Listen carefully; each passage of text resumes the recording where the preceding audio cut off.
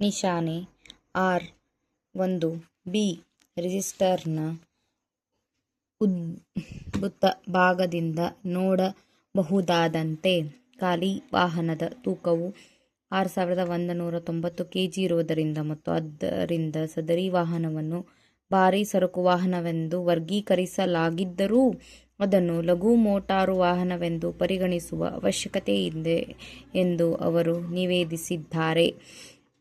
ಅವರು ತಮ್ಮ ವಾದದ ಸಮರ್ಥನೆಗಾಗಿ ಯುನೈಟೆಡ್ ಇಂಡಿಯಾ ವಿಮಾ ಕಂಪನಿ ನಿಯಮಿತ ವಿರುದ್ಧ ಲಕ್ಷ್ಮಮ್ಮ ಮತ್ತು ಇತರರು ಮೊಕದ್ದಮೆಯಲ್ಲಿ ಸಮನ್ವಯ ಪೀಠವು ನೀಡಿದ ಈ ನ್ಯಾಯಾಲಯದ ತೀರ್ಪನ್ನು ಅವಲಂಬಿಸಿದ್ದಾರೆ. ಹಾಗೆಯೇ ಸರಸ ಭಂಡಾರ್ತಿ ಮತ್ತು ಇತರರ ವಿರುದ್ಧ ಶ್ರೀಮತಿ ಗೀತಾ ಮತ್ತು ಇನ್ನೊಬ್ಬರು ಮೊಕದ್ದಮೆಯಲ್ಲಿ ವಿಲೆ ನೀಡಲಾದ ಈ ನ್ಯಾಯಾಲಯದ ಇನ್ನೊಂದು ಸಮನ್ವಯ ಪೀಠದ ತೀರ್ಪನ್ನು ಸಹ ಅವಲಂಬಿಸಿದ್ದಾರೆ.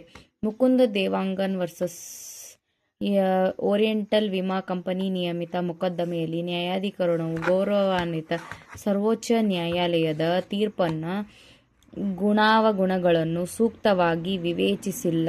ಇದು ವಿಮಾಕರ್ತನನ್ನು ತನ್ನ ಹೊಣೆಗಾರಿಕೆಯಿಂದ ತಪ್ಪಾಗಿ ದೋಷಮುಕ್ತಗೊಳಿಸುವುದಕ್ಕೆ ಕಾರಣವಾಗಿದೆ ಎಂದು ಅವರು ನಿವೇದಿಸಿದ್ದಾರೆ. ಕ್ಲೇಮುದಾರರಿಗೆ ನೀಡಲಾದ ನಷ್ಟ ಪರಿಹಾರವು ಹೆಚ್ಚಾಗಿದೆ ಎಂದು ಸಹ ಅವರು ನಿವೇದಿಸಿದ್ದಾರೆ.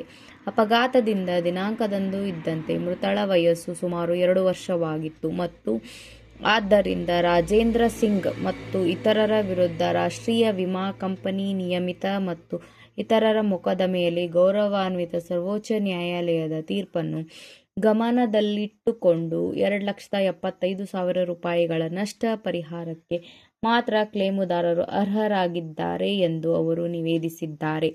ಇದಕ್ಕೆ ವಿರುದ್ಧವಾಗಿ ಆರೋಪಿತರ ವಾಹನದ ವಿಮಾಕರ್ತನ ಪರ ಹಾಜರಾದ ಮಾನ್ಯ ವಕೀಲರು ಅಂಗೀಕರಿಸಲಾದಂತೆ ಲಾರಿಯ ಚಾಲಕನು ಭಾರೀ ಸರಕುಗಳ ವಾಹನವನ್ನು ಚಲಾಯಿಸಲು ಪರವಾನಗಿಯನ್ನು ಹೊಂದಿಲ್ಲ ಮತ್ತು ಅಪಘಾತದ ದಿನಾಂಕದಂದು ಇದ್ದಂತೆ ಅವನು ಲಘು ಮೋಟಾರ್ ವಾಹನದ ಚಾಲನಾ ಪರವಾನಗಿಯನ್ನು ಮಾತ್ರ ಹೊಂದಿದ್ದನು ಎಂದು ನಿವೇದಿಸಿಕೊಂಡಿದ್ದಾರೆ.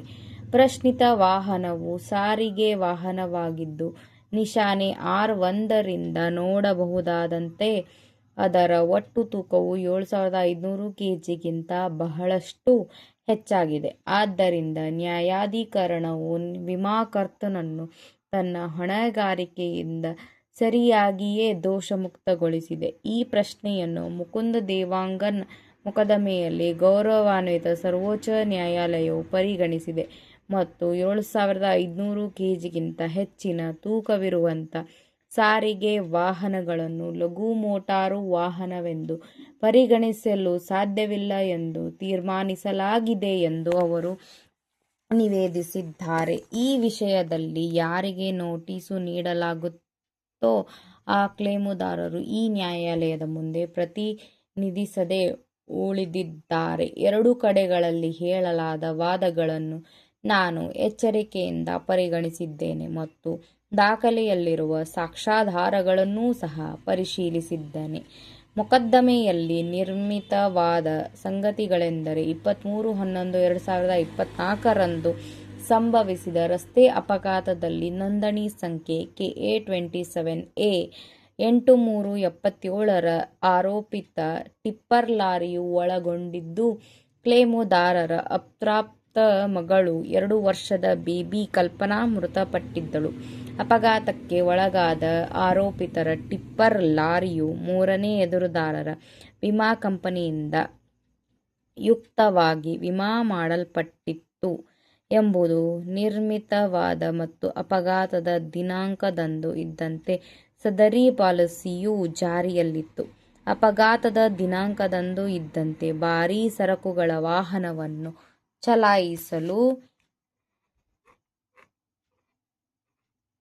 ಸಿಂಧುವಾದ ಮತ್ತು ಪರಿಣಾಮಕಾರಿಯಾದ ಚಾಲನಾ ಪರವಾನಗಿಯನ್ನು ಆರೋಪಿತರ ಲಾರಿಯ ಚಾಲಕನು ಹೊಂದಿರಲಿಲ್ಲ ಎಂಬ ಕಾರಣಕ್ಕಾಗಿ ನಷ್ಟ ಪರಿಹಾರವನ್ನು ಪಾವತಿಸಲು ವಿಮಾಕರ್ತನ ಹೊಣೆಗಾರಿಕೆಯನ್ನು ನ್ಯಾಯಾಧಿಕರಣವು ದೋಷಮುಕ್ತಗೊಳಿಸಿತು. ಪ್ರಶ್ನಿತ ವಾಹನವು ಒಂದು ಟಿಪ್ಪರ್ ಲಾರಿಯಾಗಿದೆ ಮತ್ತು ದಾಖಲೆಯಲ್ಲಿನ ಸಾಕ್ಷ್ಯಾಧಾರಗಳು ಭಾರೀ ಸರಕುಗಳ ವಾಹನ ಎಂದು ವರ್ಗೀಕರಿಸಲಾದ ಸದರಿ ಖಾಲಿ ವಾಹನದ ತೂಕವು 6,990 kg ಮತ್ತು ಸದರಿ ವಾಹನವು ಒಟ್ಟು ತೂಕವು 16,200 kg ಎಂದು ತೋರಿಸುತ್ತದೆ.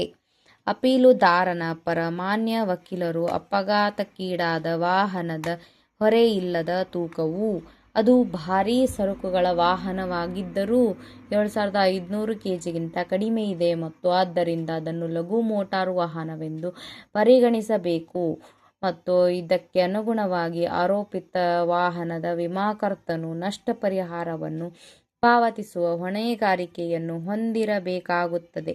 ಸಾರಿಗೆ ವಾಹನ ಅಥವಾ ಒಮಿನಿ ಬಸ್ ಇವುಗಳಲ್ಲಿ ಯಾವುದಾದರೊಂದನ್ನು ಒಟ್ಟು ವಾಹನದ ತೂಕವು 7,500 kgಯನ್ನು ಮೀರಿರುವುದಿಲ್ಲ. ಆ ಲಘು ವಾಹನ ಮೋಟಾರು ವಾಹನವಾಗಿರುತ್ತದೆಯೇ ಮತ್ತು 10 ಸಬ್ಕ್ಲಾಸ್ 2 ಸಬ್ಕ್ಲಾಸ್ ಡಿ ಪ್ರಕರಣದಲ್ಲಿ ಉಪಬಂಧಿಸಲಾದಂತೆ ಲಘು ಮೋಟಾರು ವಾಹನದ ವರ್ಗಕ್ಕೆ ಚಾಲನಾ ಪರವಾನಗಿ ಹೊಂದಿರುವವರು ಸಾರಿಗೆ ವಾಹನ ಅಥವಾ ಒಮಿನಿ ಬಸ್ ಇವುಗಳಲ್ಲಿ ಯಾವುದಾದರೊಂದರ ಒಟ್ಟು ತೂಕವು 7,500 kgಯನ್ನು ಮೀರಿದರೆ ಅಂಥ ವಾಹನವನ್ನು ಚಲಾಯಿಸಲು ಸಮರ್ಥರಾಗಿರುತ್ತಾರೆಯೇ ಎಂಬ ಪ್ರಶ್ನೆಯನ್ನು ಮುಕುಂದ್ ದೇವಾಂಗನ್ ವಿರುದ್ಧ ಓರಿಯೆಂಟಲ್ ವಿಮಾ ಕಂಪನಿ ನಿಯಮಿತ ಮತ್ತು ಇತರರ ಮೊಕದ್ದಮೆಯಲ್ಲಿ ಗೌರವಾನ್ವಿತ ಸರ್ವೋಚ್ಚ ನ್ಯಾಯಾಲಯದ ವಿಭಾಗೀಯ ಪೀಠವು ವಿಸ್ತೃತ ಪೀಠಕ್ಕೆ ರವಾನಿಸಿತು ಮತ್ತು ಮುಕುಂದ್ ದೇವಾಂಗನ್ ವಿರುದ್ಧ ಓರಿಯೆಂಟಲ್ ವಿಮಾ ಕಂಪನಿ ನಿಯಮಿತ ಮೊಕದ್ದಮೆಯಲ್ಲಿ ಗೌರವಾನ್ವಿತ ಸರ್ವೋಚ್ಚ ನ್ಯಾಯಾಲಯವು ಸದರಿ ಪ್ರಶ್ನೆಗೆ ಉತ್ತರಿಸುವಾಗ ಸಾರಿಗೆ ವಾಹನ ಮತ್ತು ಒಮಿನಿ ಬಸ್ ಒಟ್ಟು ವಾಹನ ತೂಕವು 7,500 kgಗಿಂತ ಹೆಚ್ಚಿಲ್ಲದೆ ಲಘು ಮೋಟಾರು ವಾಹನವಾಗಿದೆ ಮತ್ತು 10 ಸಬ್ಕ್ಲಾಸ್ 2 ಸಬ್ಕ್ಲಾಸ್ ಡಿ ಪ್ರಕರಣದಲ್ಲಿ ಉಪಬಂಧಿಸಲಾದಂತೆ ಲಘು ಮೋಟಾರು ವಾಹನ ವರ್ಗದ ವಾಹನವನ್ನು ಓಡಿಸಲು ಚಾಲನಾ ಪರವಾನಗಿಯನ್ನು ಹೊಂದಿರುವವರು ಸಾರಿಗೆ ವಾಹನ ಅಥವಾ ಒಮಿನಿ ಬಸ್ ಓಡಿಸಲು ಸಮರ್ಥರಾಗಿದ್ದಾರೆ. ಅವರು ಒಟ್ಟು ವಾಹನ ತೂಕವು 7,500 kgಗಿಂತ ಹೆಚ್ಚಾಗಿರುವುದಿಲ್ಲ. ಆದ್ದರಿಂದ ವಿಮಾಕರ್ತನ ಹೊಣೆಗಾರಿಕೆಯನ್ನು ದೋಷ ಮುಕ್ತಗೊಳಿಸುವಲ್ಲಿ ನ್ಯಾಯಾಧಿಕರಣವು ತಪ್ಪೆಸಗಿದೆಯೇ ಮತ್ತು ಮುಕುಂದ್ ದೇವಾಂಗನ್ ವಿರುದ್ಧ ಓರಿಯೆಂಟಲ್ ವಿಮಾ ಕಂಪನಿ ನಿಯಮಿತ ಮೊಕದ್ದಮೆಯಲ್ಲಿ ಸರ್ವೋಚ್ಚ ನ್ಯಾಯಾಲಯದ ತೀರ್ಪಿನ ಗುಣಾವಗುಣಗಳ ವಿವೇಚನೆಯನ್ನು ನ್ಯಾಯಾಧಿಕರಣವು ಸೂಕ್ತವಾಗಿ ಮಾಡಿಲ್ಲ ಎಂಬ ಅಪೀಲುದಾರನ ಪರ ವಕೀಲರ ವಾದದಲ್ಲಿ ಯಾವುದೇ ಹುರುಳಿಲ್ಲ. ಪ್ರಶ್ನಿತ ವಾಹನವನ್ನು ಭಾರೀ ಸರಕುಗಳ ವಾಹನ ಎಂದು ವರ್ಗೀಕರಿಸಲಾಗಿದ್ದು ವಾಹನದ ಒಟ್ಟು ತೂಕವು ನಿರ್ವಿವಾದವಾಗಿ 12,000 kgಗಳನ್ನು ಮೀರಿರುವ ಕಾರಣ ಅದು ಮೋಟಾರು ವಾಹನಗಳ ಅಧಿನಿಯಮ 1988ರ 2 ಸಬ್ಕ್ಲಾಸ್ 16ನೇ ಪ್ರಕರಣದ ಅರ್ಥವ್ಯಾಪ್ತಿಯೊಳಗೆ ಬರುತ್ತದೆ. ಈ ಪರಿಸ್ಥಿತಿಯಲ್ಲಿ ಆರೋಪಿತ ವಾಹನವನ್ನು ಪಾಲಿಸಿಯ ನಿಯಮಗಳು ಮತ್ತು ಷರತ್ತುಗಳನ್ನು ಉಲ್ಲಂಘಿಸಿ ಬಳಸಲಾಗಿದೆ ಹಾಗೂ ಈ ಕಾರಣದಿಂದ ಆರೋಪಿತ ವಾಹನದ ವಿಮಾಕರ್ತನು ನಷ್ಟ ಪರಿಹಾರವನ್ನು ಪಾವತಿಸಲು ಜವಾಬ್ದಾರರಾಗಿರುವುದಿಲ್ಲ ಎಂದು ನ್ಯಾಯಾಧಿಕರಣವು ನಿರ್ಣಯಿಸಿರುವುದು ಸಂಪೂರ್ಣ ಸಮರ್ಥನೀಯವಾಗಿತ್ತು.